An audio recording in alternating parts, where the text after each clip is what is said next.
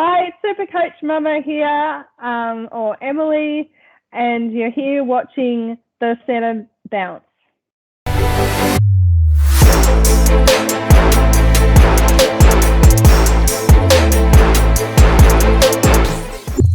Hi, Emily. Thanks for coming on the show today. Yeah, no problem.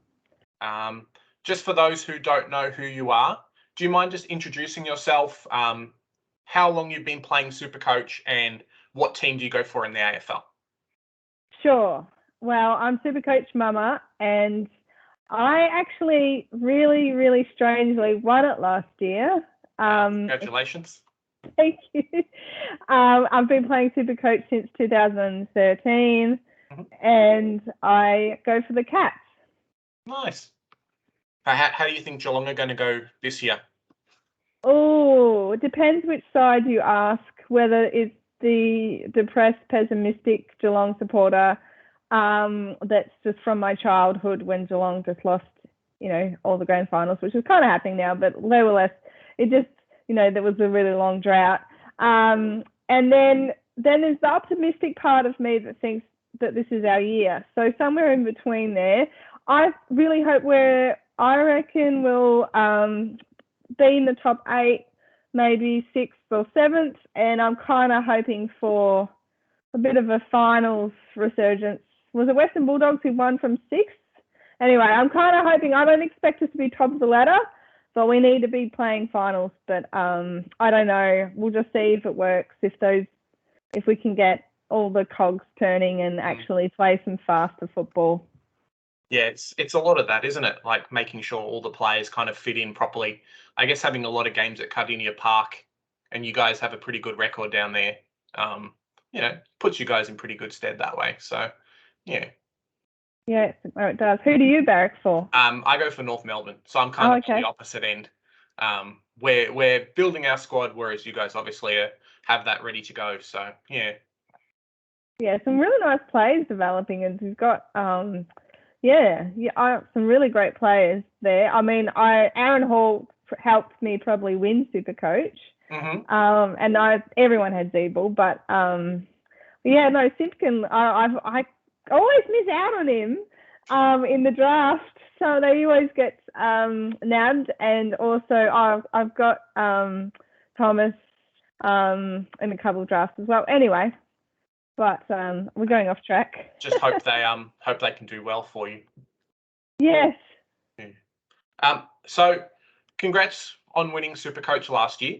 I can imagine things have been a bit of a whirlwind. Have you had a chance to enjoy your winnings yet, or have you had a chance to kind of sit back and be like, hey, I've actually won Supercoach? I have. It's been really surreal, if I'm honest, and I'm probably still pinching myself that I actually won. My work colleagues have finally twigged that I won Supercoach, so I only told a very few in my really close-knit team, and then because I work at a really big school, and then the guys who do drafts have seen my face on the Supercoach app, and they're just like, hang on a minute, I know this person. You know this person. And so so we've saved some money, and then we've splurged. We're going on a Queensland holiday actually next month, so nice. Yeah, but it's I bought AirPods.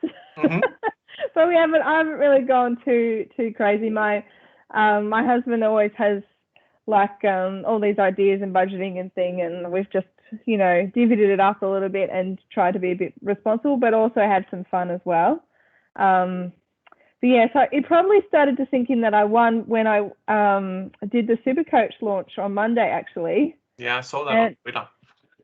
Yeah. So I wore my really bright red suit, and everyone thought I was a Sydney supporter because of the KFC colours, which makes people don't really understand. Some people didn't really understand what the suit was, and I wanted to hold the Geelong flag during one of the launch things. They're like, "You're a Swan supporter," and I'm like, "I'm not a Swan supporter. This is a KFC suit."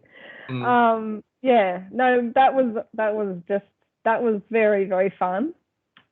Yeah, I know some people that are pretty proud of winning their socks. I think you got socks for like the top 100 or top 10. So they're pretty proud of that. Imagine you'd be pretty proud of your tracksuit. Yeah, absolutely. Socks are actually top 1,010, I think, or something like that, or even 1,100. I forgot to wear my socks on Monday. And the funny thing is that Al Payton forgot his socks too, so that was all good. Oh, that's all right then. Surely they would have had a couple spare, like in the truck or something. Be like, hey guys. Yeah.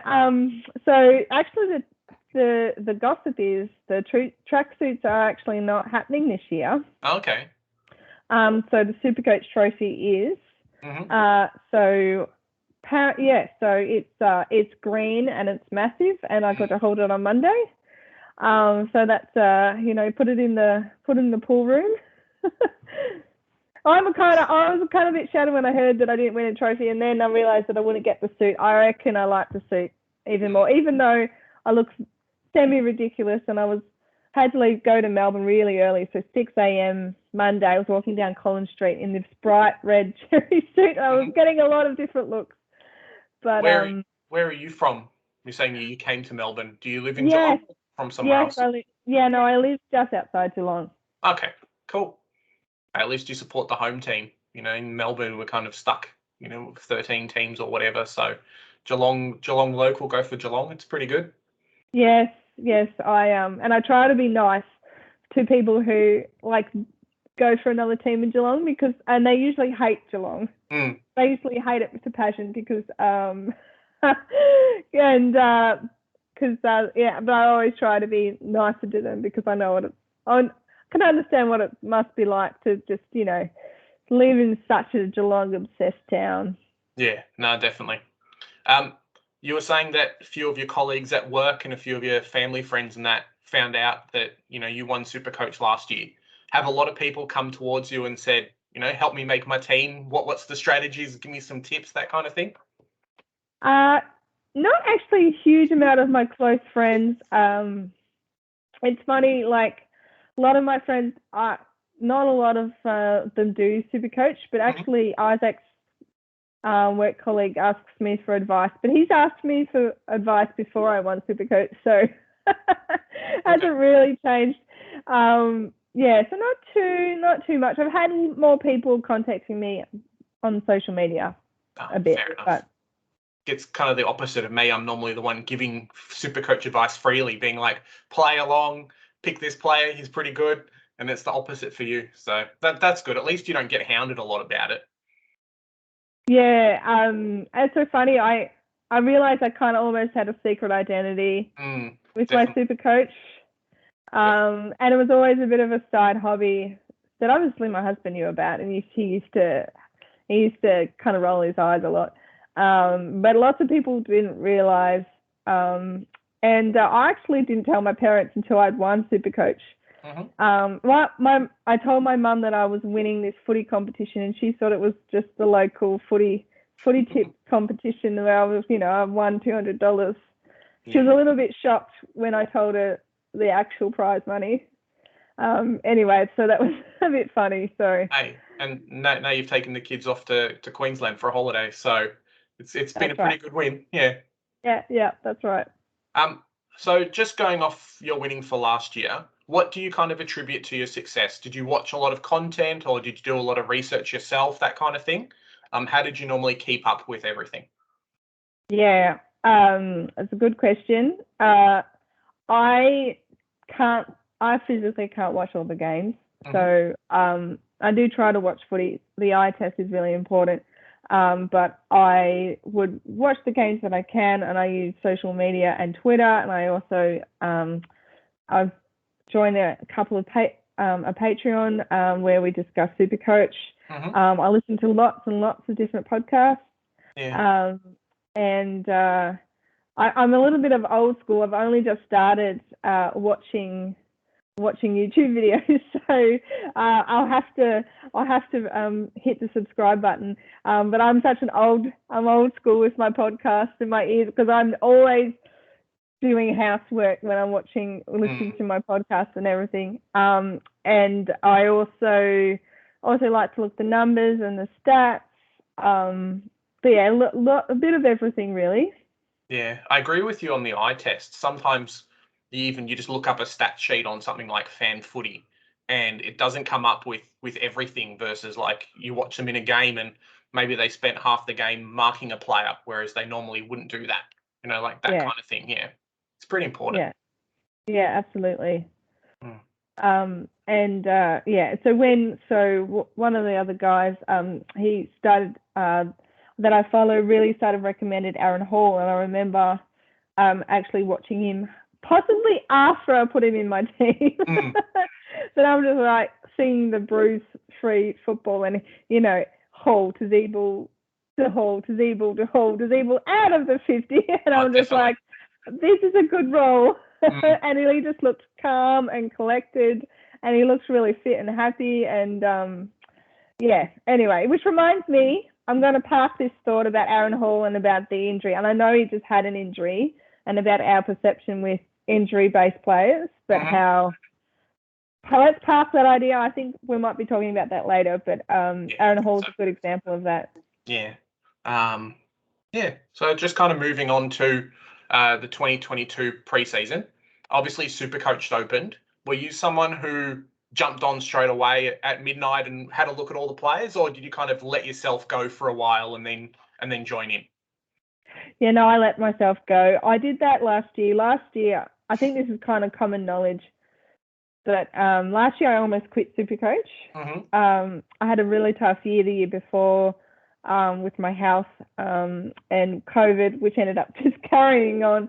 And I just really was thought that maybe I should give up Supercoach. And then I left myself. I didn't even start a team until mid-February last year, late February. And I decided that I was just going to have fun and just really, really purposeful with my picks. And I wasn't planning to win, which is so funny. I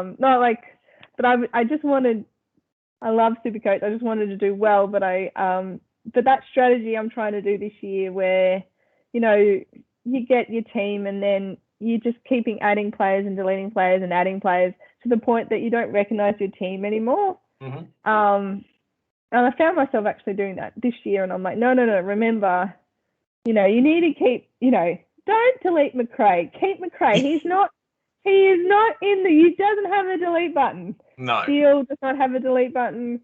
And then and my article today that I talked about, that got released today, talks about my locks, and I call them family because they're my family picks. They're in the family. They're not moving. And then there's the tenants that kind of have, and I talk about Tuke Miller. He's got a long lease in my team. And then I talk about the tourists who come and go, and they're mostly rookies.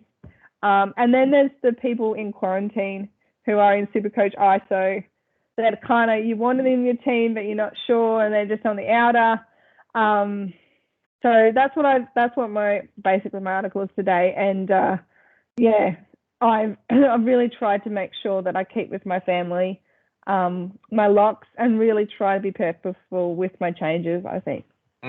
There's definitely something to say with making your team a little bit later into the preseason than those people like myself, jumps on start of December or middle of December when it opens, and then you're kind of cluttered with so much information, if that makes sense. So if you start mid-February, you've got the preseason, some information, but kind of the preseason games and that to go off straight away versus just having 2 months of, this guy did good at training, and then the next guy did good at training, and then the next guy, you don't really use that information, but you've got it there, and it kind of can change your view on different things, if that makes sense. Yeah, absolutely. Especially when everyone is firing. Oh, definitely. This preseason, and more mid-time, they're training with the midfielders. The whole team can't be training with the midfielders. No, definitely. Seriously. Isn't that just the whole technique? There's a lot to stuff. But also, I just don't know if it was just the last 2 years. There are a lot of injuries. I just don't know whether it's because of COVID, because of the bubbles, because of I don't know if there's any. I think there had been more injuries in the last over 2 years. I know when they did a lot more of that intense timelines, there were more injuries. But like, how many injuries are happening around February, late February? It happened last year. It happened this year, and it just changes your whole mindset. Mm. And I think, yeah, that's why I don't mind starting my team. Because people wanted my opinion, I started doing it early that I would normally do. So, but there's, and it's good to have a good knowledge of what's going on. Like, for example, role changes, who's good value. Mm-hmm. It's very good. Like December, that's really good to know when you kind of go, oh, for example, Chera, he's, moved to Carlton, and Hewitt's moved to Carlton, and you just put asterisks on players. But I don't think you should really set your team in concrete until now, really. Yeah, definitely. And you find as well, some players will do, they'll bust their guts in December just before the Christmas break or the New Year's break, and then they come back and they're looking worse for wear. And your premium level players don't necessarily do that well early on, but getting close to March, they're like, yep, ramping up, everyone's fit again, that kind of thing. So, yeah, it's a lot to think about and a lot to factor in when picking your team. So I agree with you. Yeah. Yeah. So just going on to the changes for the 2022 season, what were your initial thoughts with that? So just talking about the trades, more trades, the boosts and the DPP changes. I genuinely thought that they were really good, actually. I was overly positive. I was a bit concerned when I heard about the more trades that it was going to dilute the game a little bit. Yeah. Become a little bit like fantasy football. Mm-hmm. But I feel like with the trade boosts, it's put the the strategic element back into it, and I feel like you've got the people who will use their trade boosts in the first half of the year, and like the buyers come like, are you going to use a trade boost? And they'll go, what trade boost? And you're like, what? You've used them all. And they've got this amazing team, but they, if something happens, something gets injured, they're kind of stuffed. But and I think it's really good. I really like the DPP. I think we've been asking that for a really long time. Mm-hmm. However, I think we may be getting better now, but I think we kind of romanced it a little bit when we first heard about it. Like, all these players are going to be dual position. Like, Bond's going to be dual position and Fife's going to be dual position, and how wonderful is this going to be? And I think realistically, I don't know how many people are actually going to be. So it's just kind of think we need to kind of chill a little bit with that. Like, we already know the ones that will probably be, like Pendlebury, for example. He should get DPP. Dacos should get DPP.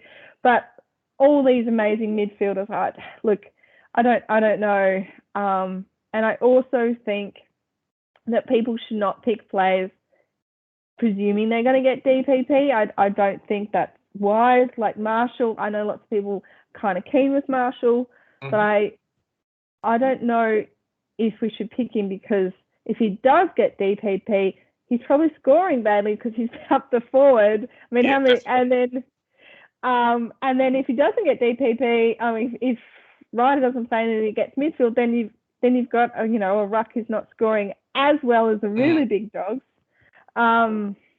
So yeah, it's just, I think that's good. I'm getting distracted. I'm sorry. And and also like the reverse trade, being able to kind of reverse trade during the weekend, that's going to be huge. As a person, as a person with a family, it was a really almost it was a big deal, because my husband would joke, I'd be spending 20 minutes in the toilet Friday night at 7, going on the toilet, frantically working out my teams, because, I needed to trade in Steele, who was playing Friday night, but that means I needed to trade out so-and-so and also trade in Phillips, I did not trade in Phillips, but on Sunday, but he plays Sunday, and then it's like, and it's just this manic. That'll be really good that you'd be able to, for example, if your player doesn't play Sunday for some reason, then you can kind of change your trades. Did you know that you were able to do that before? I did know that before, but I never really liked doing it. Yeah. Did you do it? I've done it once or twice throughout like my Supercoach playing, but it's not something that I generally do. I think generally you pick the guys that you want to pick, and if they're named on Thursday or Friday, then you've picked them. So I haven't really had the need to do it, or to an extra trade spare, so I could bring in the guy that I brought out, kind of thing. So yeah. I know that rule came very public with Reeves. Was it Reeves? I think so. And I felt really blessed because one of my Twitter groups, and like you would get 9 rumors that are not true, but I got one little thing about, I don't know if Reeves has got the job security or whatever it was with Reeves. And it just made me go, well, that would really suck if I trade him in early. So I actually didn't trade him in until he was announced, and then it found out that he wasn't in the team. So I actually, unlike everyone else, I actually waited that weekend. Yeah. But anyway, it's good for the casuals. It's good for the people who don't spend so much time on the team as well. No, definitely. I think for me, just going back to the 35 boost, like 35 trades, 35 is a big number. But then you realise we had an extra 3 or 4 last year due to COVID outs anyway. So it's like, we have one more trade than last year. It's not really much of a big deal, is it? No, that's right. And you said something really significant there, COVID. We can't, they are for COVID. They are for COVID. And I think it could strike. It could strike, and we could be in we could be in a real lot of trouble. Do you want some goss? Yeah, go for it. Western Bulldogs, apparently, we had Izzy, I don't know her last name, from the WAFL on the Supercoach bus. And basically all of Western Bulldogs got COVID in January. Yeah. So I don't know if that's well known, but they're not going to be the team wiped out. I'm really concerned about West Coast and Fremantle, but we can talk about that again, about that they could have more impacted. But you're right, though. We only had 34 trades last year, so there's only one more. So it's not too bad. I mean, how many West Coast players are you going to pick in your side, really? So it's not that bad. That's true. Rookies. Yeah, that's true. Yeah, no, definitely. So have the extra trades and the boosts changed the way that you would normally have picked your team and like the structure, that kind of thing? Not hugely. I think people were talking about the DPP, as I was saying before, and about, you got to be wary who you put in your forward, because the threshold is higher now, because you can't have a 90 average playing forward. So talking about the Cats again though. I can make that joke, no one else can. You can make that joke.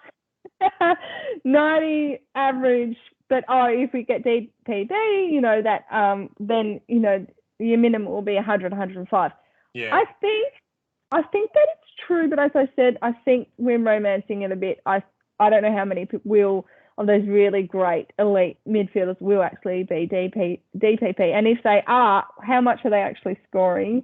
But I feel, and I've heard lots of people just with the trades boost go, I can be a bit more riskier. I can pick so-and-so. I can just trade him. And for me, that kind of just sends shivers up my spine, because I'm just like, no, you just can't bring in someone who's uber risky and just go, you just trade them, because we don't know how valuable trades are going to be. No, definitely. But something that I probably have done is I may be less stressed about buys, for example. maybe not as, yeah. We'll talk about my team, just about with Hewitt, for example, but we will use a trade boost, maybe 2 in the buy. So maybe I definitely have a look. Make sure you don't have 6 all of your premium defenders out in one round, for example. But we don't have to be as as worried about it. As cautious about it, I don't think. Yeah, I agree with you what you're saying about the premiums. I think we maybe get a couple sneaky ones. You keep mentioning Bont, and I think he's going to get pushed forward a little bit just with the team being so stacked and no Bruce. I think potentially he may be one. I think we might get a couple of ruckmen, considering a lot of them now are doing the share work. Yeah, that's true. Even if it's like one of the, like a Coleman Jones or something, who maybe not him, because I think Cherry's taken the spot now, but someone like him was ruck only and now is lining up in the forward line a lot more. But I think it's going to affect rookies a lot more. So we didn't get a lot of DPP rookies to start, but your Horn Francis, you've mentioned Dacos, those kind of players, they will get DPP changes because they just have to line up somewhere else. So, yeah. Yeah, no, the very good point about the rookies. But Cherry might get DPP too. Definitely. And that would be, I hope so, because I've just drafted him in my forward line, and I'm like, 2 in 1. Come on, I need a backup ruck. I've got Grundy.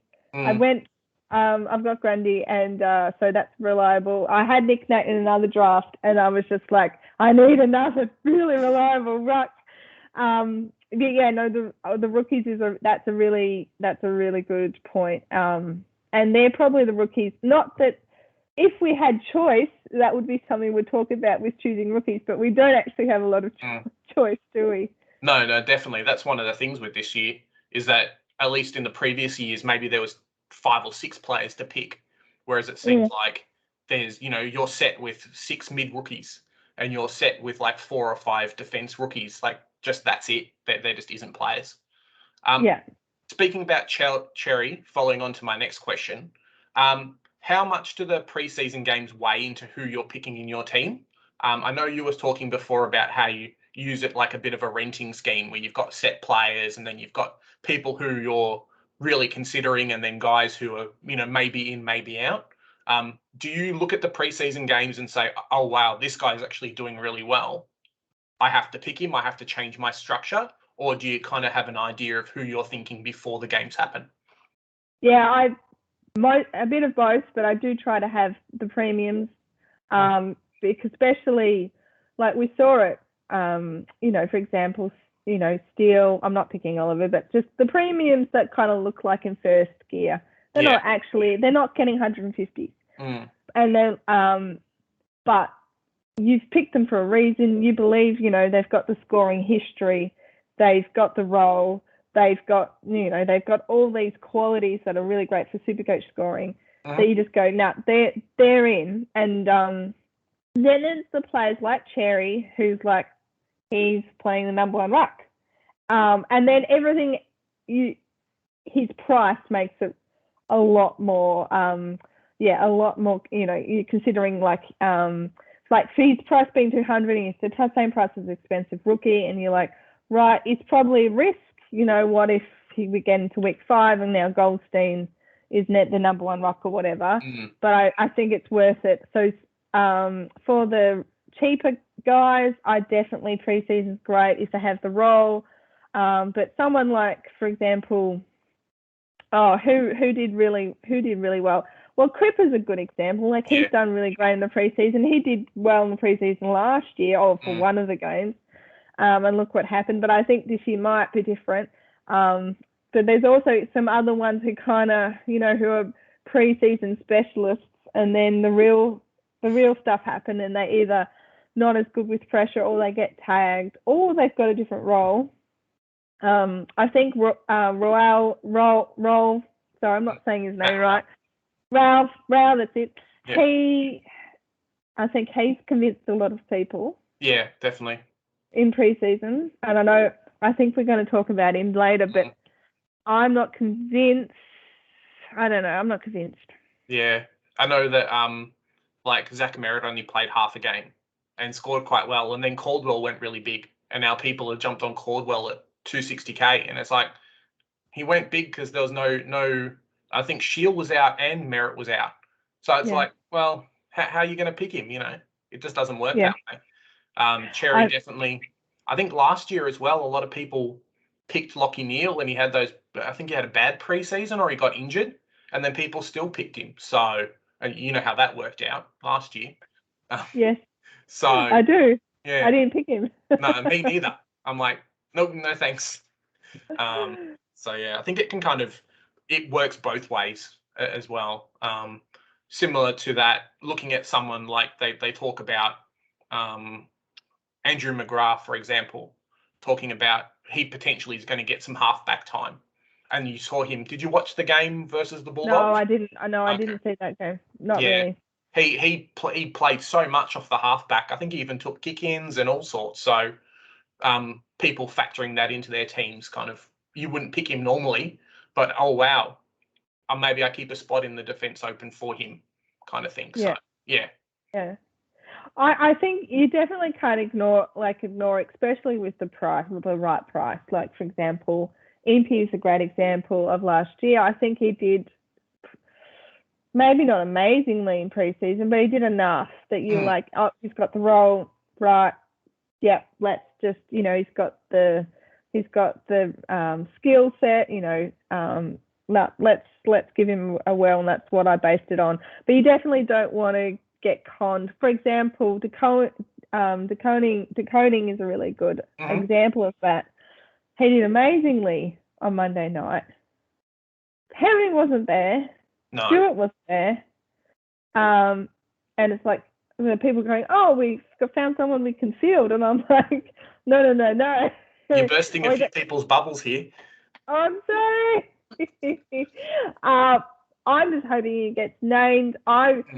See, what I saw that,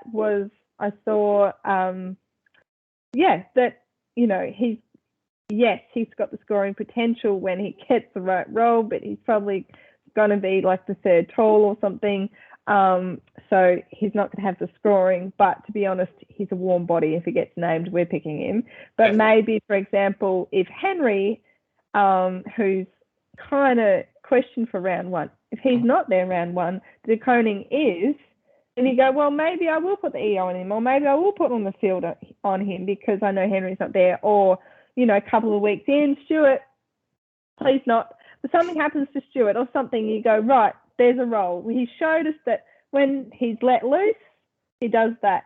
But that doesn't mean, So I just definitely, you've got to see it. You've got to take your rose-coloured glasses off, I'm afraid. Definitely. And it's like Zeeble last year because of the role changes. Like, no one was ever going to field him. And then those 2 preseason games, and he's taken all the kick-outs, doing everything in the back line. It's like, oh, we have to pick him now, So, yeah. Thank goodness we did. Thank goodness we did. Definitely. I know some people that didn't start him and Impey and someone else, and they were scrambling early. And it can set you back quite a bit too. So. Yeah, absolutely. Which is the concern with someone like Rao. Definitely.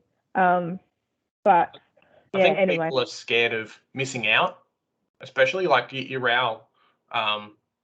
If he turns out to be a keeper because he's scoring 110 every week, you don't want to be the guy that doesn't have it. So, yeah, I think people are a bit scared. Yeah. So just speaking about Supercoach this year, do you consider 2022 to be the year of the Midpricer? I know it seems like expensive rookies, but there's so many Midpricers everywhere and people are picking them. Is that a fair statement? I'm in denial about it. It's probably more Midpricer than it's been for a really long time or ever. Maybe the year of the Midpricer. I think, yes, but I think there are still some really expensive, good rookies. And we're trying, I think, yes, but I think we've just got to calm the farm a little bit and just try to make sure that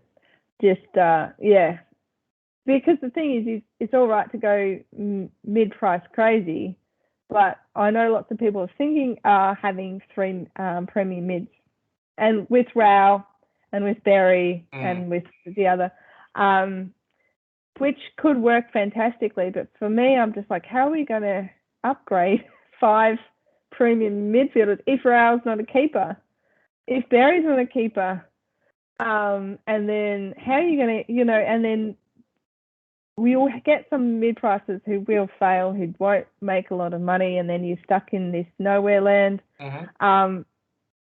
Yes, but with caution. Okay, I'll just answer the question. Hey, it's got to be better than starting Dom Tyson like I did last year. So. Oh. Yeah. You're the second person that started. Man, that set me back. I think I spent 6 trades in the first 3 weeks trying to fix up my team last year. It was not fun. So. No. Yeah. So last year we saw a lot of teams stack the defense and take cheaper mid prices in the forward line. Do you think that's going to be a similar thing this year? Yeah. Yep, I do. I really do. Again, we've got some really great juicy forwards. Like Terry, who we're still hopefully he's just not a preseason guy. And McGovern, Brody, and then they've kind of not as popular, but we were talking about Kerno. I'm missing the lockiest lock in the forward line. I was going to mention him. Yeah, Canelio. Yeah. He just looks so good. Yeah, I dragged my feet on him. I didn't have him in my team because I heard about the forward time with Toby Green not being in, and this is before preseason. So this is a good example preseason, right? You kind of go, I don't know. He's got scoring history, premium score history, and but I don't know. And then you see him and you're like, am I stupid? Of course you've got to have him. Yeah, so he's a good example. But you've got to have things in place. You just can't see this amazing thing without actually knowing the factors. Like Cogs has got the role, and he looks amazing. So he's just locked. Definitely. I think there's something to say as well about like kind of fallen premium versus like a Will Brody, for example, at a similar price who hasn't done it before versus Canelio, who, 2 years ago was 500K. So that's right. Yeah, bit of a big difference there. What structure are you going with this year? Yeah, I'm still not convinced, but no, well, I've published my team anyway. I've got 4 premium mids at the moment. So, and then I've got the Groundy, I've got Gorn and Brody in my rucks, and then I've got two premiums, and then I've got in the forward line, I've got the 3 kind of mid cheaper forwards, and then I've got 1 rookie in my forward line. And my defense, I've got 3 premiums, 1 mid pricer, and 2 rookies, which I don't like. I don't like it at all, but that's my current structure. I think a few people got hurt by Coleman being out for so long. They were kind of banking on him being like a mid-pricer that you could hold for a while, make some cash. I'm guessing your mid-pricer that you're hinting at is George Hewitt. We'll talk about your team, but yeah, George Hewitt I think is a bit of a contended pick this year, but getting extra mid-time for a cheap mid-pricer is so good. Oh, yeah. And I actually talked to Left Dog from Jock Reynolds, who's Carlton supporter. And I said, so does he have the role? And he said he does, even with Walsh, he will get mid-time minutes. And I hate the price. Just under 400,000 is just disgustingly awkward. It's really awkward. I'm just not convinced of, and I can't get any higher. I could probably round 50K and turn him to Sicily with a whole another story of whether we, and then that's what I'm really trying about analysing your risk, really trying to talk about analysing your risk. So I'm really hesitant. I really don't want Whitfield and Sicily in the same team. I know lots of people do. Sicily's coming from an ACL. Yes, he could have returned late last year. He's had a long time to recover, but there are some stats going around about 30% chance of him redoing it or doing his other knee, which is quite common, unfortunately, with people who've done ACLs. And, Whitfield, a fridge is just going to land on Whitfield, or he's going to do his toe, or he's going to, just some random thing, gets concussed and he scored 8 points, Yes. That happened to me last year too.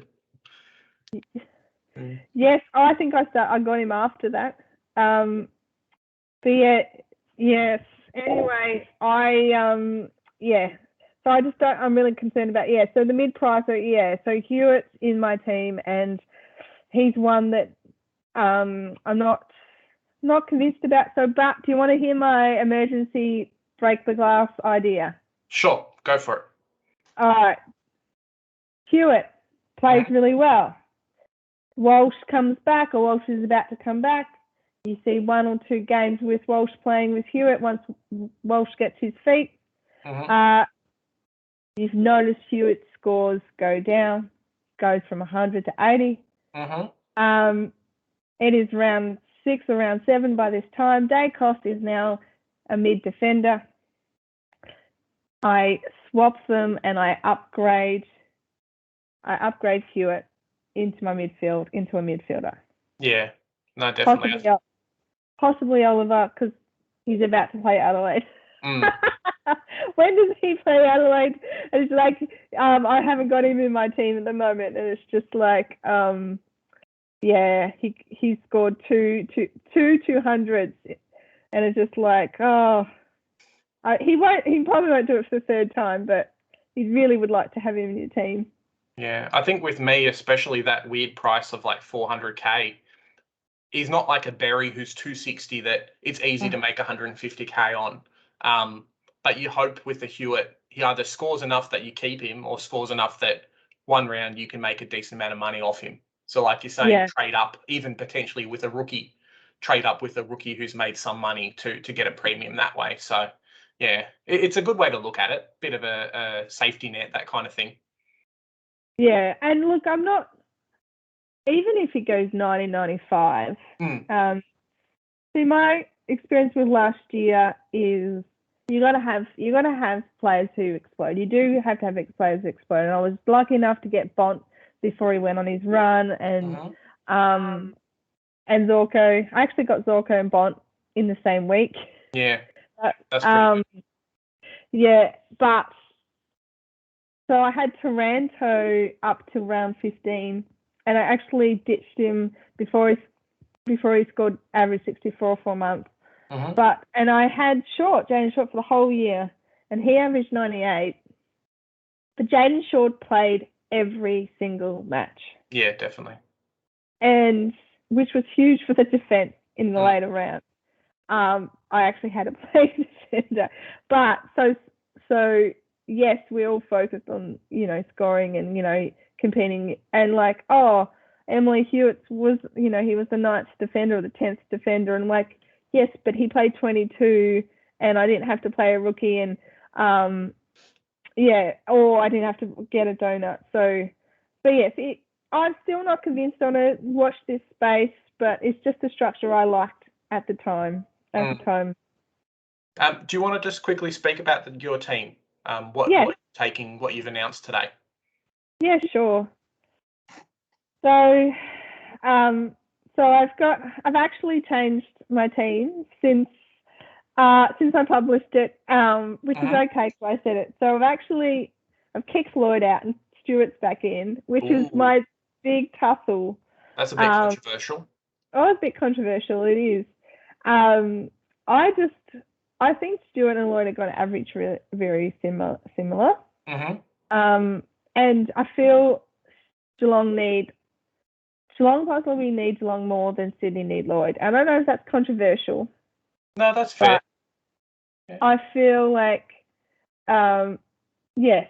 Anyway, it's probably a bit of a heart pick, and I might change it back. And I've got Jaden Short again, who I believe is going to have an increased time with Hooley out, which has been talked about heaps.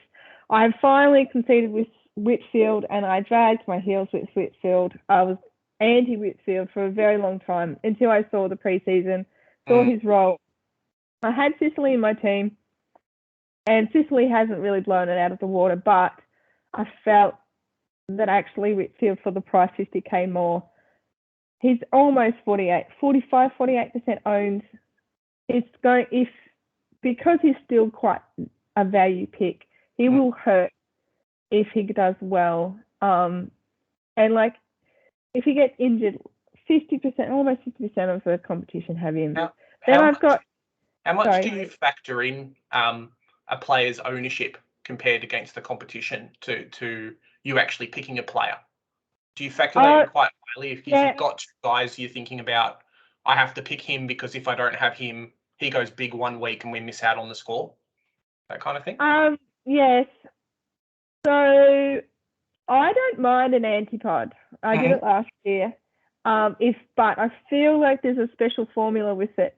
And the antipod worked last year when I didn't pick Lloyd for a higher price and I didn't pick Neil for the higher price. And lots of people did, and they so that worked for me. Yeah. Yeah. I also used to love a point of difference. When I started playing, I joked that I picked Chris Mayne one year. And I thought that was the key to winning Supercoach. I am skeptical of picks that are under 5%. Some circumstances are different. But for a starting team, so my theory is, do you think you know something more than 95% of Supercoaches? Because Supercoaches are becoming a lot, they're very smart, and it's becoming, people who are really good at it, we're actually becoming more and more of us, and the amount of material out there has been more than before, and podcasters and vodcasters. But yeah, so I do pay attention a little bit, but I feel last year I bought Dustin Martin, for example, in round 15 because I started to look around at what other teams had. I kind of regret not playing my own game and going with my gut, but at the time it made sense. To answer your question, I do pay attention with it. If it's over 50%, then I start to question, why am I not doing it? Why are you sleeping on a player? Yeah. Why am I sleeping? And then if they're less than 5%, am I taking too much risk? So usually what happens with a player under 5% is people don't like them because of their injury history. They just don't realise there's a role change, or there's not actually their role change is up in the air, so people are not willing to gamble that. Or they don't know if they're best 22 or whatever it is. And like someone who decides that goes, no, I reckon he will get best 22, like Jordan Clark, for example. Yep. He was more than 5% owned last year, but we made the gamble that we thought he would be best 22. He actually, if he gets the role where he's good at, where he's got his speed and gets points, he didn't get the role and he wasn't even in best 22 part of the time. Yeah, definitely. So you've got Whitfield and Hewitt there. Yes. And then the rest are just filler rookies, basically. Yes, yeah, and I've got Hinge at the moment. Yes, I think the door's falling off on Hinge because you know that one. I like that one.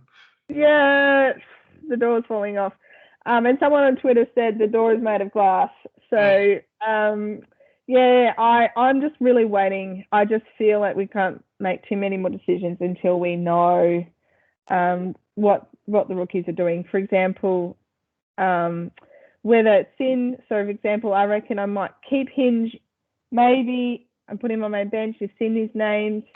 And then possibly like Wilmot, his best 22 is obviously not playing the first round, annoyingly enough. So whether you put him on a bench, but you would need someone like Sin to play. Yep. It's just all up in the air. So midfielders, I've got McRae and Steele, who are my locks. And then I've got Pook, who's pretty much a lock. Only he would be the one, if I went to a 3 premium, that I would probably ditch. Okay. Possibly, but I don't see myself doing that. And then I've got Lockety Neil. Then I've got Berry, and then I've got the expensive rookies, so Horn, Francis, Dacos, and Ward, and then I've got Stevens on the bench. Yep. So my idea is, I feel we have got very limited rookies with job security. Definitely. And I feel genuinely rookies who start the year generally have more job security, and I feel like we're gonna need these consistent rookies, even if they're more expensive. It's a good way to look at things. I haven't really thought about that before, but like you're saying, you know, even guys like Scott and McNeil in that last year, I'm not sure if you had them, but they started out the year and they were in and out of the team versus guys that maybe would appear for a week or two and then disappear, who didn't start off the year. Yeah. Yeah, no, Scott actually became a really good player for me. He's like the slow burners. It's probably another conversation, but someone like James Jordan, obviously he did really well, but even not someone who just scores like that. Cozzy for Hawthorn, for example, he played every week. He might have scored 23 one week and then 89, but he played every week.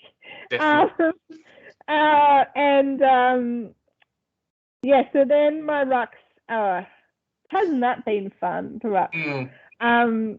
Grundy, obviously, it's been a lot for most people. For me, Gawn is in my team. I toyed with Bruce. I could never do him R2. I had him at R3, but before the whole suspended thing, it was just felt too much on your rookie bench, especially when you've got, ruck forward for 102.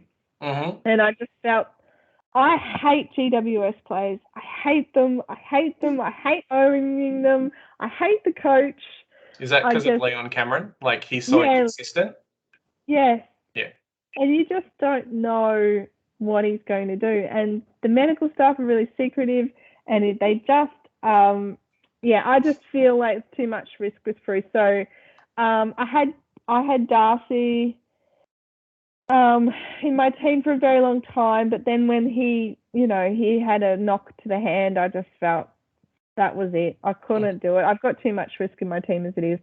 Then I've got so Dunkley and Butters, they were in my F1 and F2 last year, so it's a bit of an omen. I just feel like doing it again. One got injured in round 4, one got rescued in round 5. I'm really hoping hopefully it doesn't happen again. Oh, is it? Exactly right. But Dunkley, I think has sold himself. He's got his roll back, his scoring back. They were just trying to conserve him for finals, I think, last year. Butters has got the midfield minutes. He's got that X factor. So JB, he's on Twitter. He talks about Butters heaps, and I really love him playing. And someone's compared him to Gary Ablett Jr., so now I know why I like him so much. Yeah. And then Cogs, Canelio, he's a lock, as we said. Then I've actually got Will Brodie at the moment. I'm toying in with McGovern, but that 30K or whatever it is, 25K, makes a huge difference at the moment. I don't know if you're finding that money's so tight at the moment. Oh, it definitely is, especially with the difference between picking like a Stevens and a Ward or a Stevens and a Dacos, that kind of thing. Having that extra little bit of money is so important. Oh, it really, really is. And so, look, it's a risk, but it's the price that I like to do the risk. So Hewitt is not the price I like doing the risk, and which is the reason why he might be there by lockout. Brodie is the risk, I think, because if it doesn't work out, whatever, you can downgrade it, or there are similar, you go, oh right, so McGovern's going well, Brodie's not. Find the 30K and do that in round 3 correction trade. But then I've got Cherry, and I've got is it Rochelle? I think it's Rochelle, yeah. Yes, yeah, Rochelle. Yeah. Who I was very skeptical of, and I actually was on a podcast with the Phantom, and he had him in his team, and I'm like, why have you got a small forward, 180 grand? Like, then I've seen him play. Yeah. Which is also, it is good for that eye test to go, right, he's actually got some X factor, and he goes really quite far. You know, he's not just, you know, stuck in a forward pocket. Yeah, so that's my team. I'm playing with fire a little bit. I don't know what your forward bench is like, but I've got Martin and Hayes. And I listened to another podcast earlier today, and it said, "Oh, you want to put both of them on the bench just in case they both get dropped." But I don't have the money to be. I'm like, who else is there? And is it Durden? Durden, yeah, from Carlton, Corey Durden. Yeah, he's really expensive, isn't he? Yeah, I think he's like 140. How much money do you have in the bank? Yeah, not enough. I have about 20 grand at the moment. Okay. So you've got some wiggle room, but not a huge amount. Yeah. No, and I think we'll just answer this question now. What's the ideal amount of money to have in your bank? And I think you just need your team to work and to look good, but I want to be going lockout. Try to not go lockout, and you need at least whatever it is from 102 player to 103. That's 21k or 21k and a half. You need that in your bank, which minimum. I don't. But I've got wriggle room because I've got Sid. I mean, if I have to downgrade Stevens, for example, if another mid gets named, I might just have to do it. Or even just downgrade a Hinge or someone to a Wilmot or whoever, you know, if someone comes along who's a bit cheaper, that kind of thing. Yeah, so Hinge to Wilmot would be what I would do. If Sin gets named, Sin would go on field. Then, just for 1 week, and then maybe, go there. But I really reckon try to have at least 20, 30 grand for wiggle room for those rookie corrections. Mm-hmm. Because you don't want to be in that near lockout and realise that you have to start fiddling with your semi-permanent players because you haven't got enough money. You don't want to be touching them. Yeah, definitely. You don't want to be like Friday comes around, half your players aren't named, or a couple of your cheaper rookies, and you've got to, drop a short down to someone else just to fit in, that kind of players. Yeah, definitely. Yeah. It's happened before, and it happens every year. But then you see people who are a bit crazy, and they're like, "Yeah, I've got 150k left over," and it's like, "Oh, okay, that's nice." I never get those people. Sorry if you're that person. But I just feel like you're leaving points on the bench or in the bank. Is there a reason why you've got short but you don't have Ridley this year? That is a really good question. Ridley was absolutely amazing last year. I started with him. So I really like Ridley. I'm not convinced because I don't know if he's going to get he needs a good amount of kickouts, and I don't know if he's going to get there. I just feel I don't know. He did last year, and hopefully I won't regret this, but I don't know if he will goes really high that I can't afford him.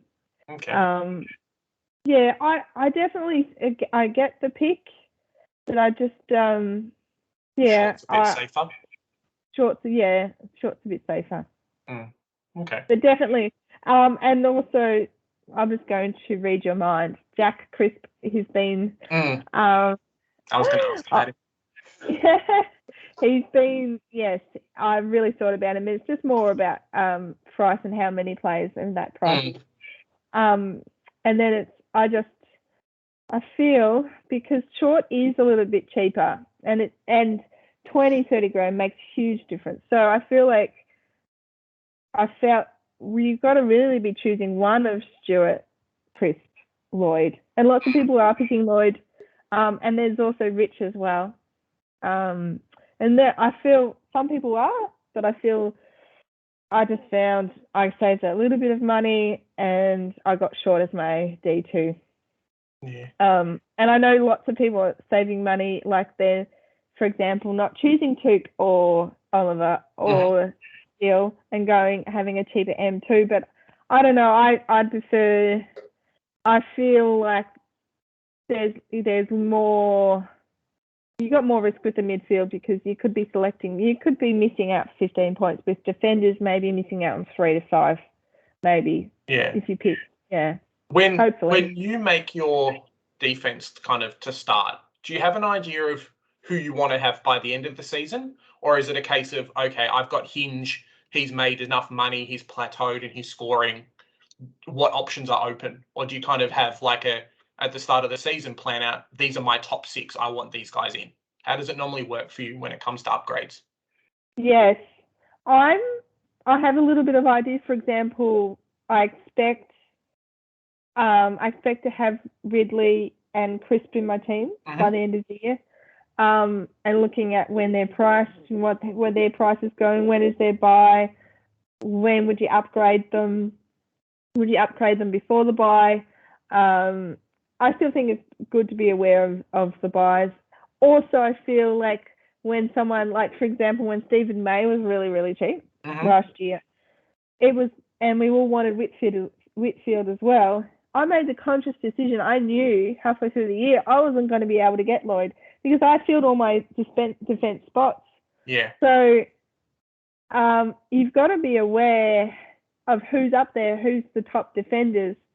So you can't just keep filling spots and go, I've got no room for Mills or I've got no room for Lloyd. Like, no.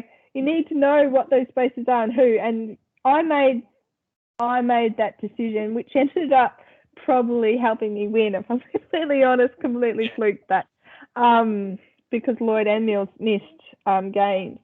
But are you saving a spot for Aaron Hall? Watch this space. So I was going to talk about Aaron Hall. So what I want to talk about Aaron Hall, just about injury risk players. And so yes, he's had a calf injury, and people are like, yes, I knew he was injury prone, but actually Aaron Hall, he had lots of different things, and he missed out a lot of time for mental health reasons. And that's one thing that I looked at last year because one other guy talked about all the stuff that was happening with Aaron Hall, and I'm like, he looks great. He looks fit. He looks happy. He's in a role. He's in his slightly bruise-free role, and I'm just like, it's not soft tissue injury, which it is now. So I think definitely I would have to see his role, make sure it doesn't change. He's still getting the kicks in. I've got my eye on him. I like to be a little bit more fluid. I know people have Excel sheets that goes on for miles about their wait lists and the buys and when they're getting this person. I'm not that person.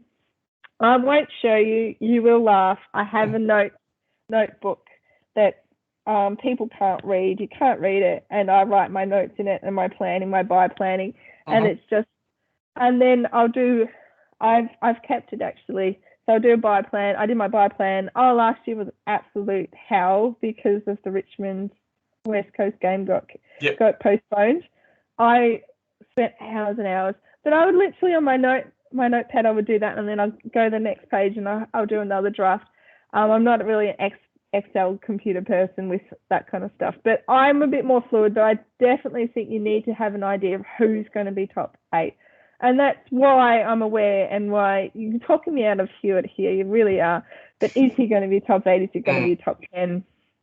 But I do think you need to know vaguely who you want, but also leave yourself open for the possibilities of an Aaron Hall. I mean, you yourself probably didn't even think at the start of last year, did you, that, I'm going to select Aaron Hall? No, definitely not. I think a lot of people jumped on Stephen May at that time when he was about 400k as well, that weren't looking at him as the top 8 in that position, that kind of thing.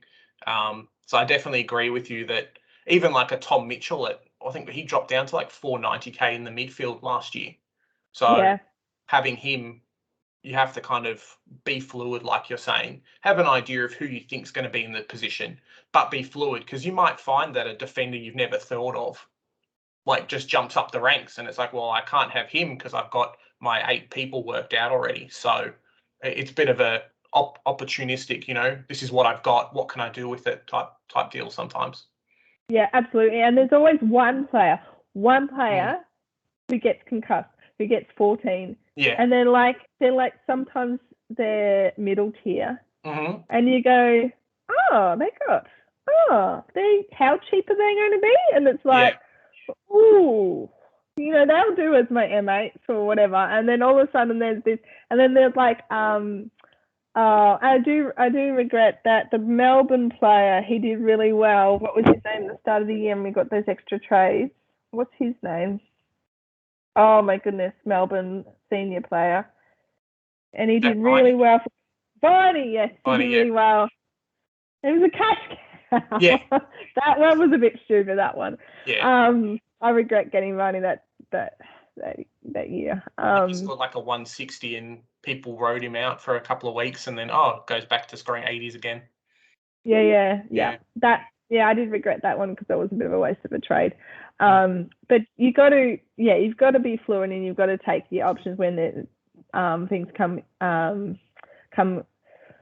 value comes up, for example. But you kind of have in mind I kind of expect Mitch Duncan to get in a lower price.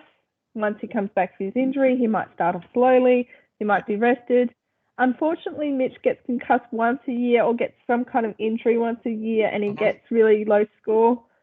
It might not happen this year, but you kind of go, right, I'm already in my brain like going, I think he's got the scoring capacity. I feel like he's going to be like a Zorko where he underperforms, and then he's getting all these he's giving all these free kicks and all his disposal efficiency is rubbish, but he's getting a lot of the ball, and then you're like, I'll just get him, and then explodes.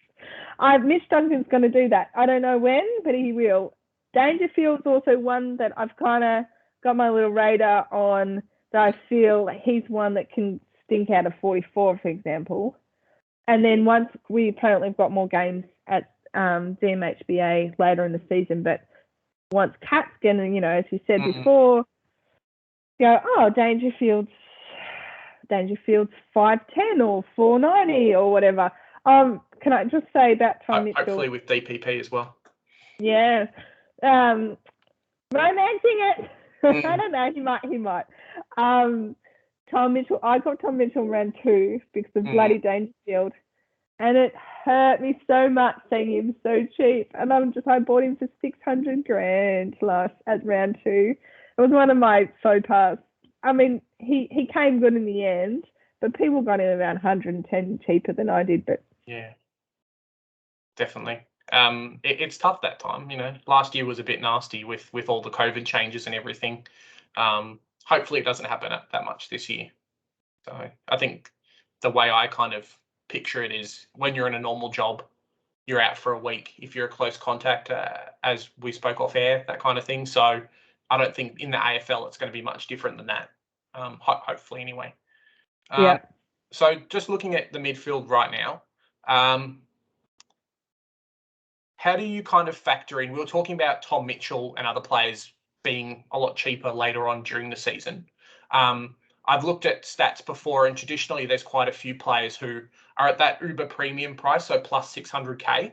Because they're valued so high at the start of the season, they'll drop down in price. How do you kind of factor that in with who you pick, but also getting them at a certain point during the year as well?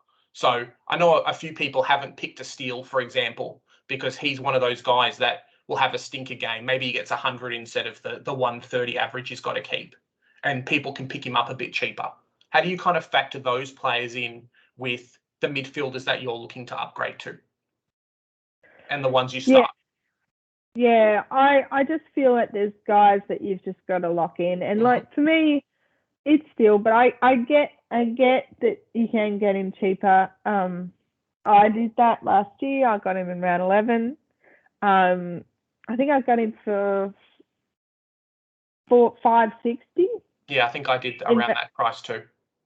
Around round 11, and he came good for us in that second half. But Yeah, it's a really good question, and I just feel sometimes you've got to go with your heart and your gut and look at all this, but we don't really know exactly. You look at the role.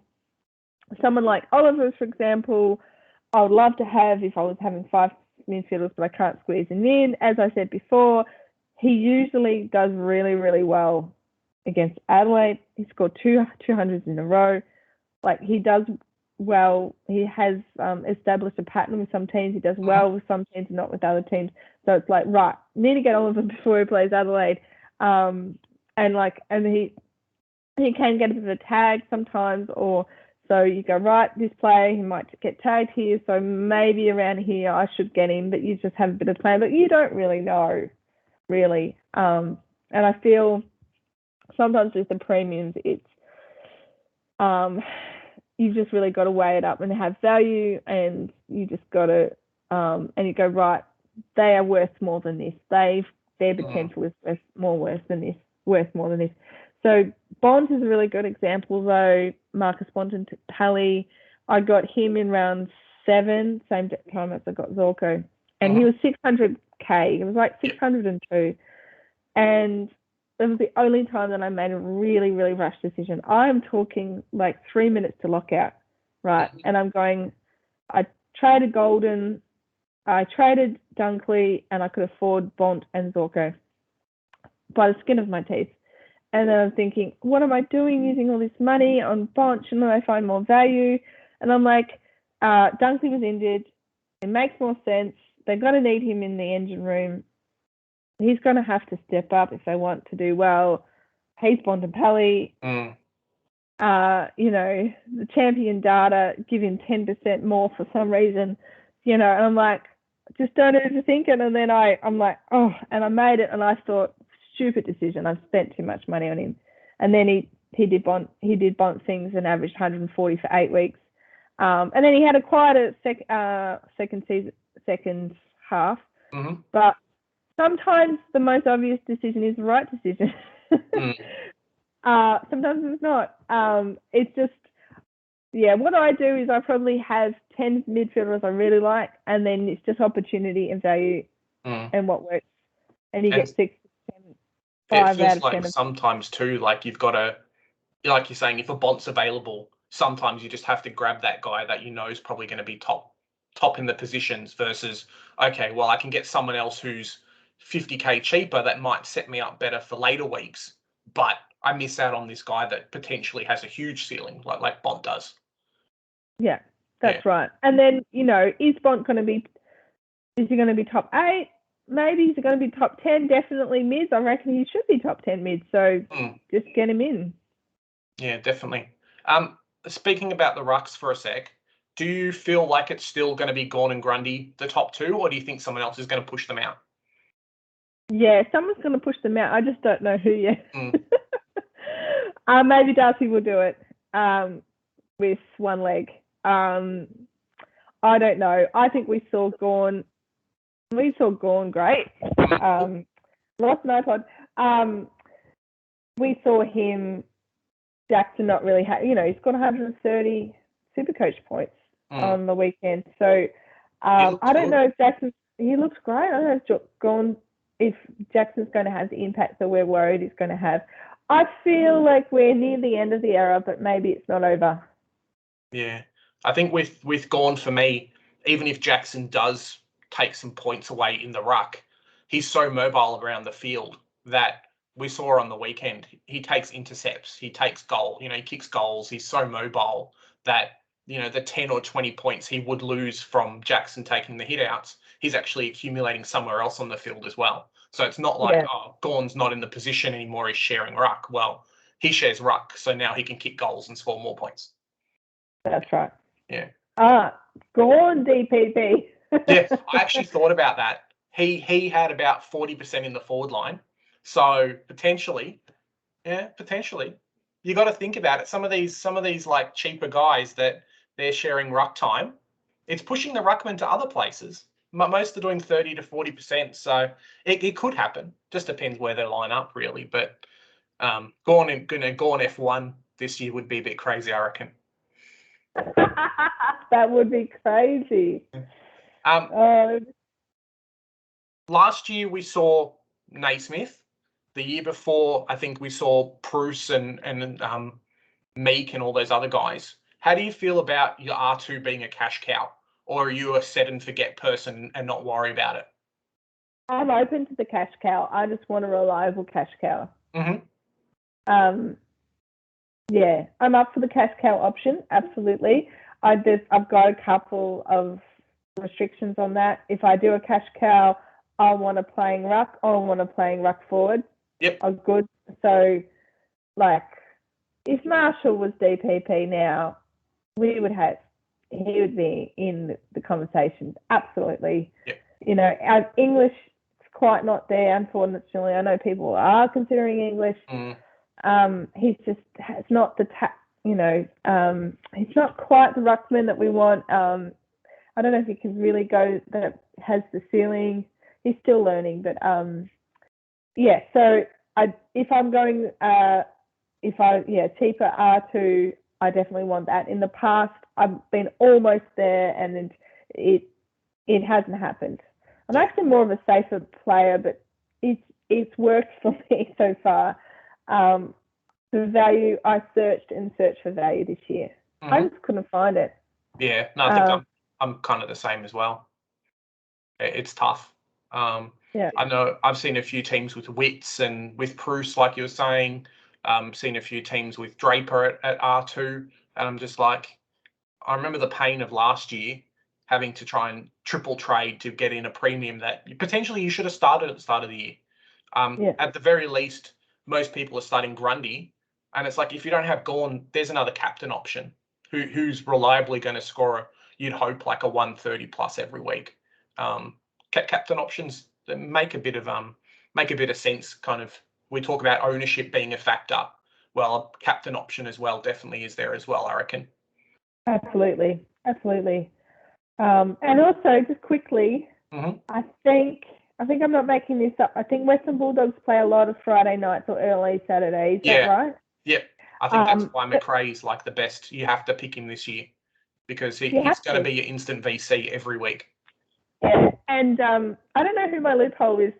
Can I jump questions? Do you have a purposeful loophole? I just feel we always find a rookie becomes an accidental loophole. I haven't got one. Someone asked me who I was VC and captain for next round, for the round one. And I want to VC McRae, obviously, but do I have the loophole? Anyway, I think I've got to work out. I think traditionally your R3 position's always been the loophole. But I think normally every year I start a loophole player. I've heard some arguments about, okay, rounds 3 to whatever, people are going to get dropped, so you're going to have players out regardless. But I think having that set loophole player, especially for the early rounds, is important. In saying that, this year, cash cows are so scarce that you almost just have to, every rookie has to be playing this year. So I think this year, if a cheaper R3 comes around, I know you've got Dixon in your team. If him or a Combin or half a dozen people, a Hayes, that kind of guy, if they become really cheap and they're going to play a lot, I think you have to start them. So this year, I'm going to go out and say probably not. I won't have a loophole player there. Yeah. Yeah. Maybe Wilmot, round one. Maybe. Yeah, it could definitely work. Do you think Dunkley's a must-have in the forward line? Yeah. Yep. I know some people that haven't picked him, and I think they're just crazy.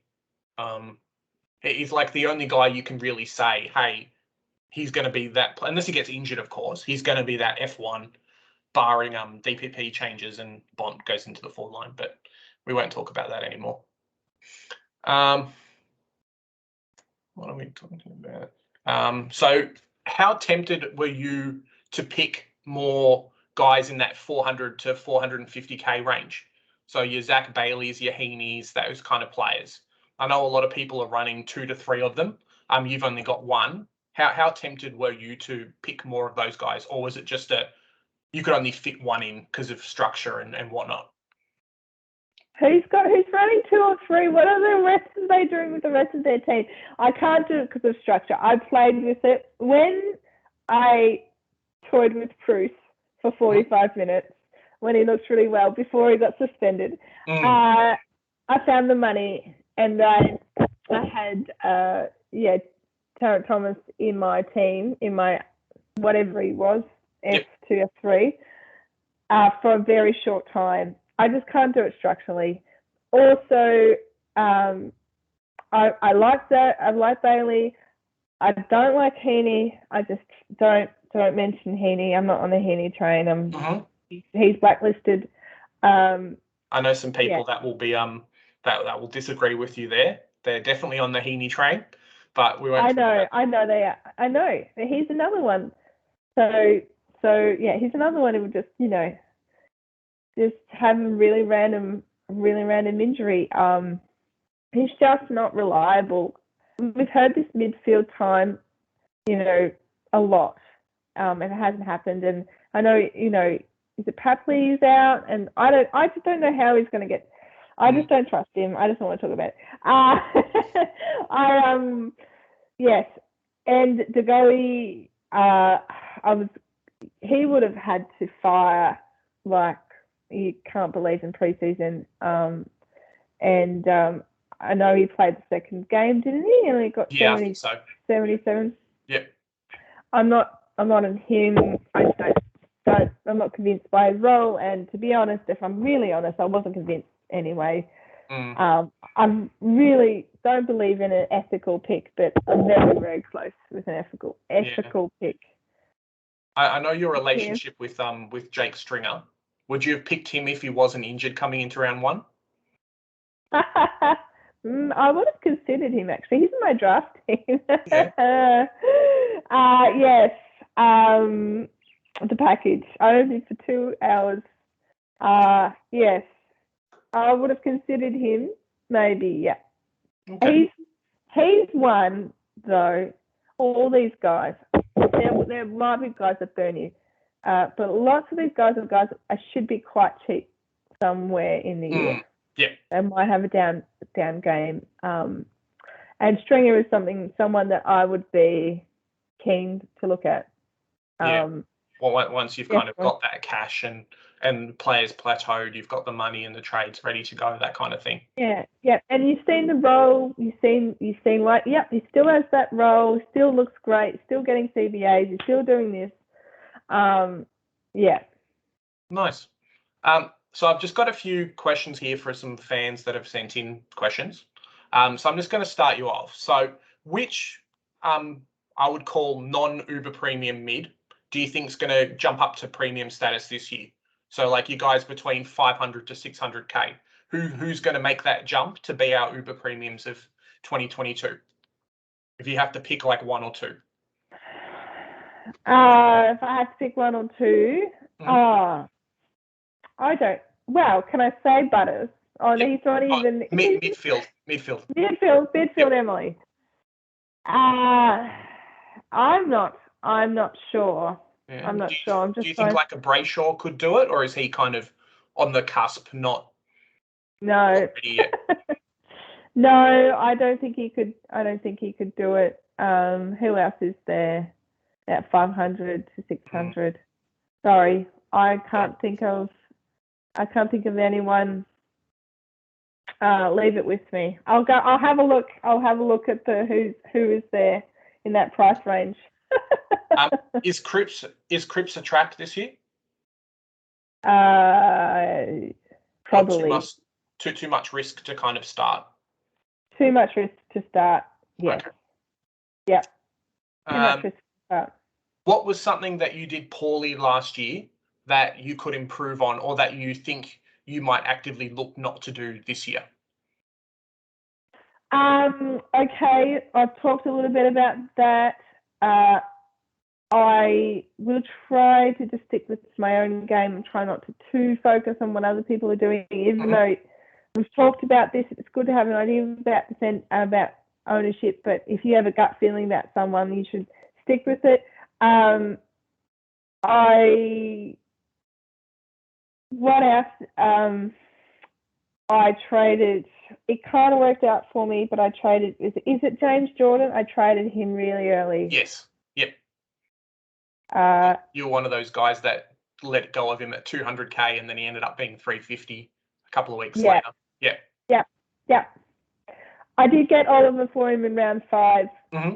So it did work, but I was in pain a little bit not having him. So don't give up on those rookies too early.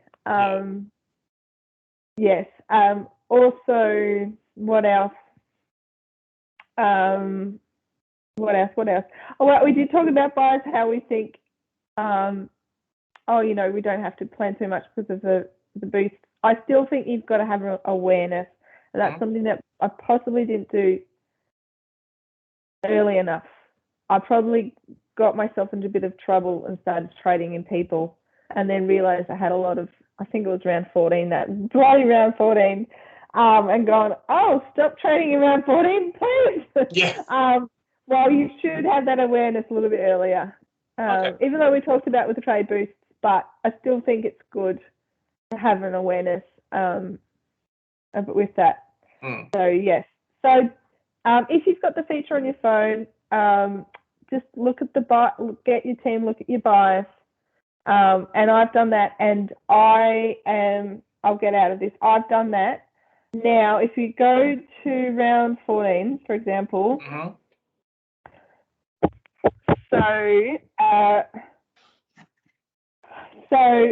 round 14, I've got Neil missing, but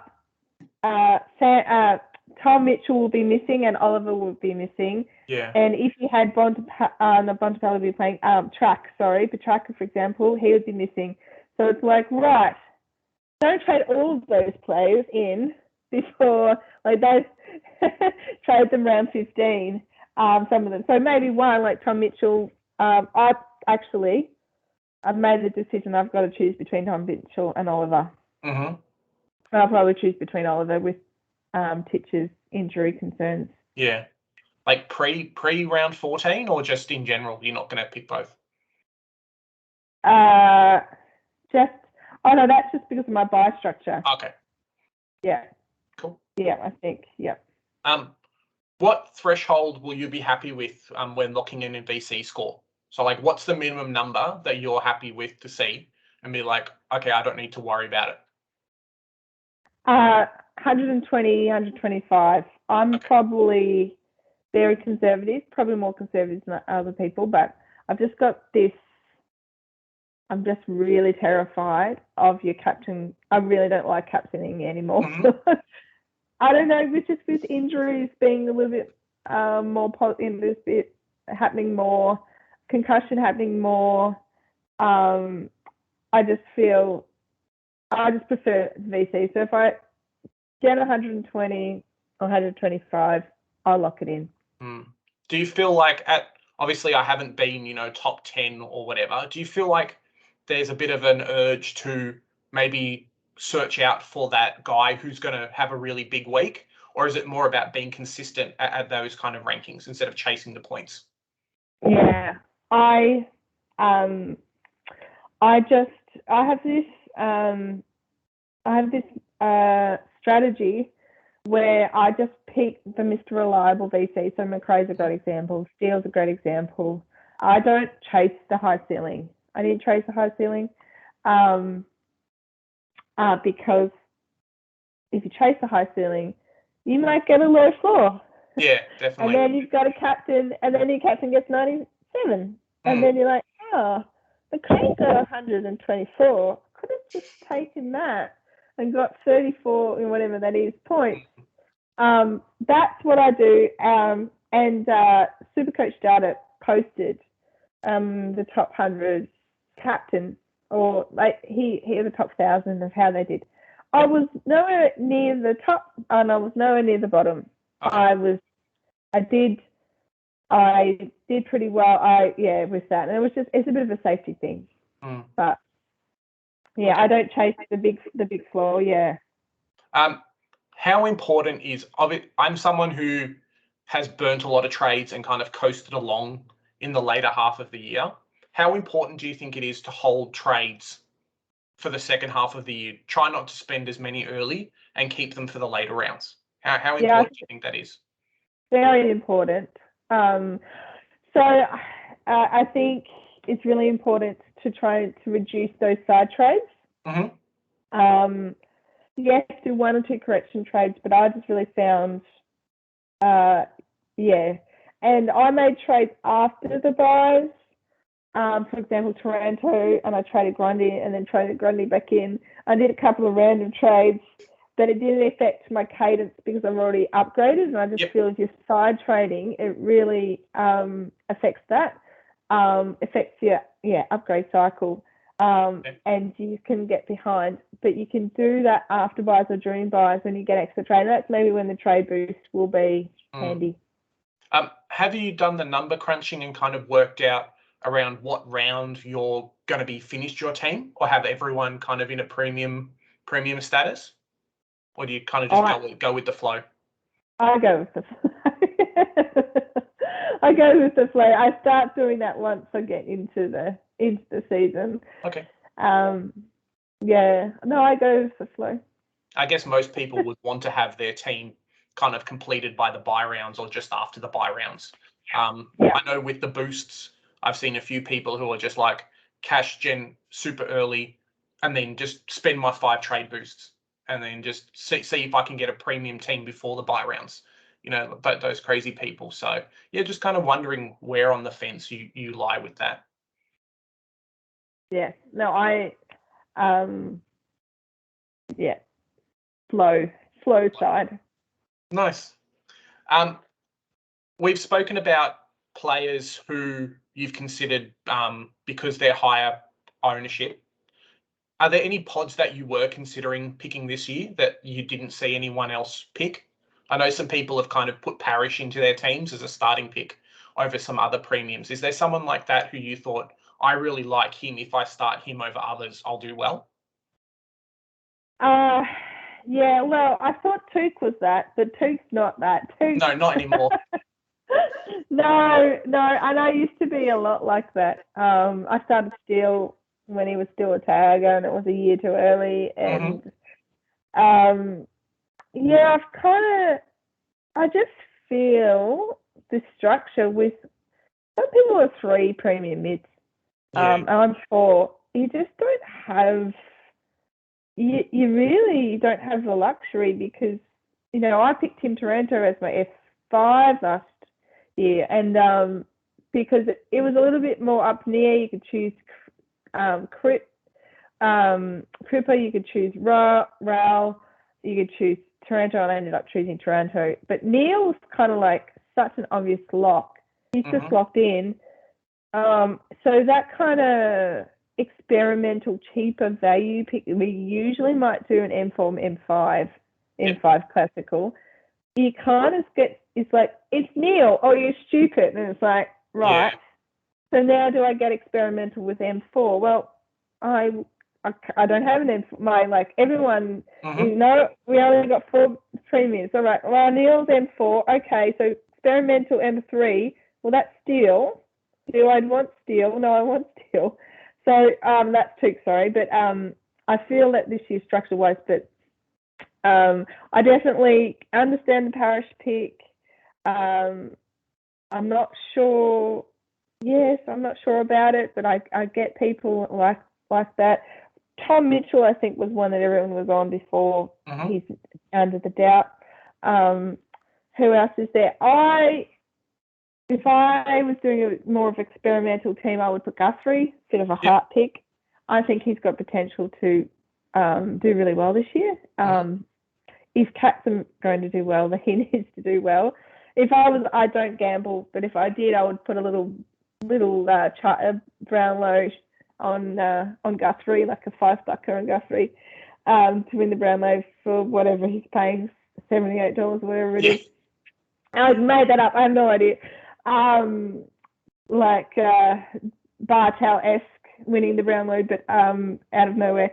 No, but I really rate him. But I'm not sure about. And I just want to answer your question about who I think could break out. Jacinton, how do you feel about him?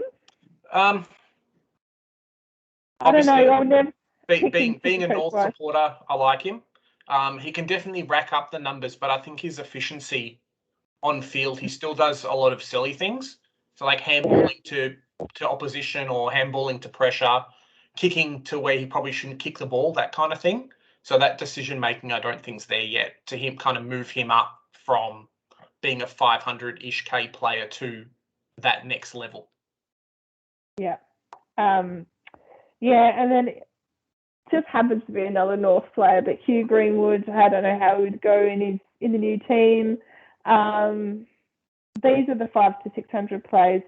Taranto, I think lots of people have gone off Taranto, but and there's a lot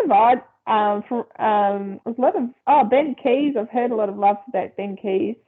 He could do it. Yeah. And I'm going to cheat here. Yep. He's actually defender mid, but Jack Crisp.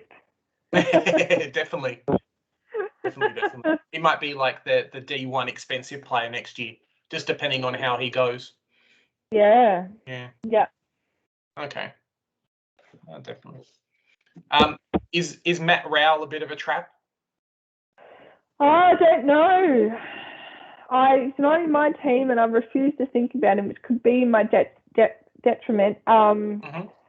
I just feel more inclined to take a risk more in the defensive forward than the mid. Okay. And I know that's fair. Because the ceiling's less. They need to score less.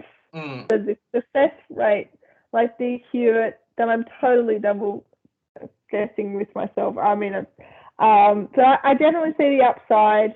There's also, I've heard questions about him scoring so much when it was 2020, when that contested ball really did get a lot more Supercoach points, when that was worth a lot more.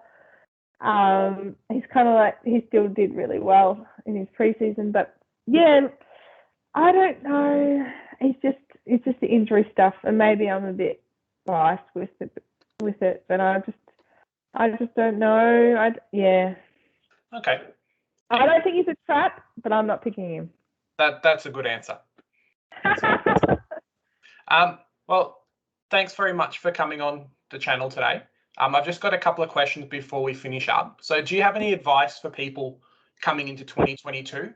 Like things to look out for, things to not look out for, that kind of thing? Well, obviously, rookies, you've got to really have a plan, and there's already been things being published in Twitter and things about the teams, about which rookies play with which team, and what do you need to be looking at with the rolling lockouts. It's really important. It's going to be crucial to establish your team. It's going to be some huge decisions, especially with defence, like Finn, his admission, and even like Joyce for West Coast. There's lots of these players that we're going to be pricking our ears and going, are they playing, are they not, are they on the extended bench?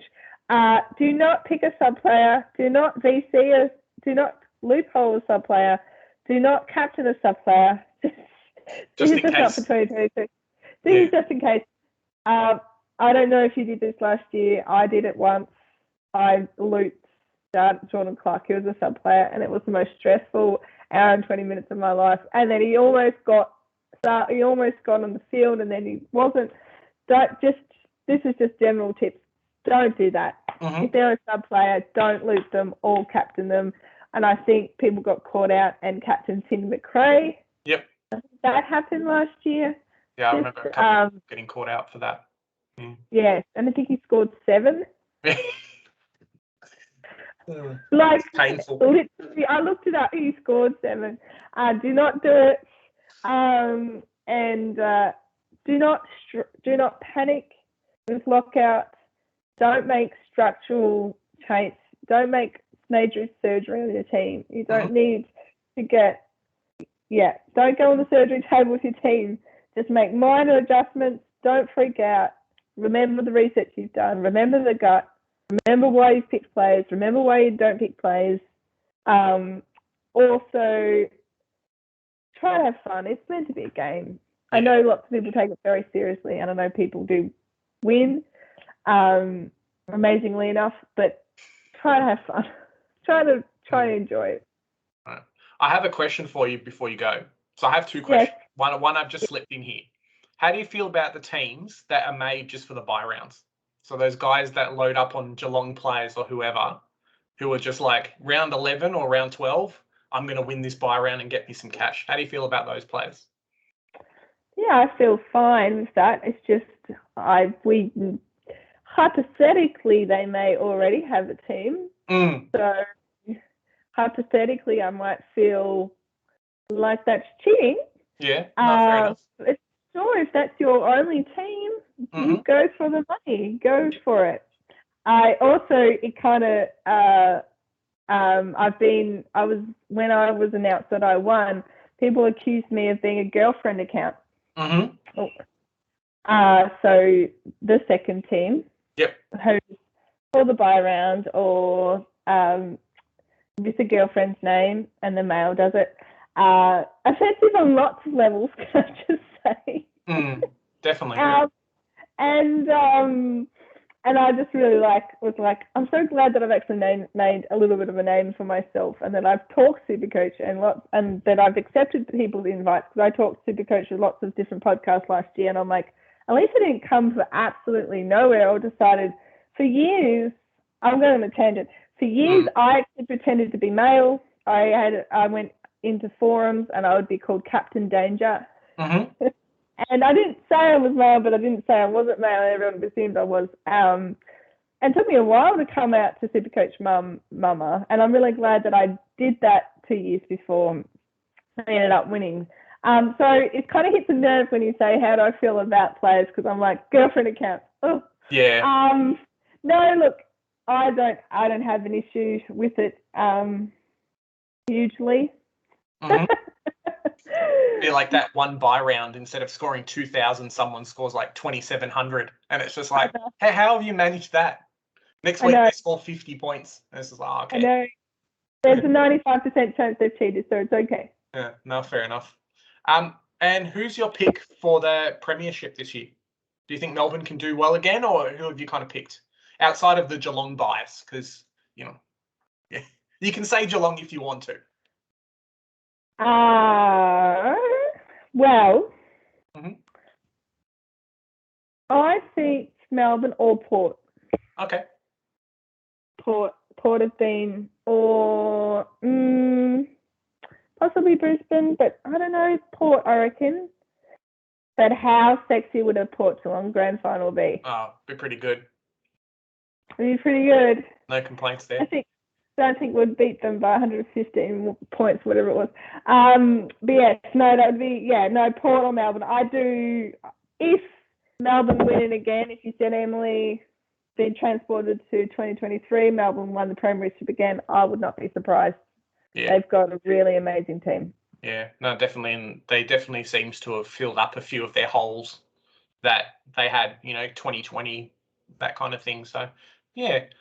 Do you have anything coming up? I know you've said that you've appeared on a few podcasts and doing some articles and stuff. Are you doing anything yourself, or are you on a weekly show or anything, or just kind of laying back doing Supercoach on the side this year? Yeah, I don't know. I considered doing my own show, but I enjoy covering on other people's shows. Yeah, no, fair enough. I can understand that. I'm going to be fortnightly or so on the Supercoach podcast. So Al's invited me semi-regularly on there. I'm actually going to be there next week. Okay. And I've got maybe one or two more articles coming out. But apart from that, I'm pretty busy otherwise. So but I will try to be present on Twitter, and even perhaps do a question answer time once a week or something once we get rolling. Yeah. The trades and that kind of thing. Maybe I'll do that. We'll see. Yeah, maybe we'll check in with you again. How you doing during the season sometime? That's right. I'll probably be 15,000 and I'll be like, yeah. Hey, that's all right. We can learn from our mistakes and be like, hey, join the rest of us. Hey, Hewitt was the awful decision there. Yeah. All right. Thanks very much for coming on today. Really appreciate it, and I hope your 2022 goes as well as how you did last year. Wow. That would be very nice. Nice. All right. Thank you. No problem. Bye. Bye.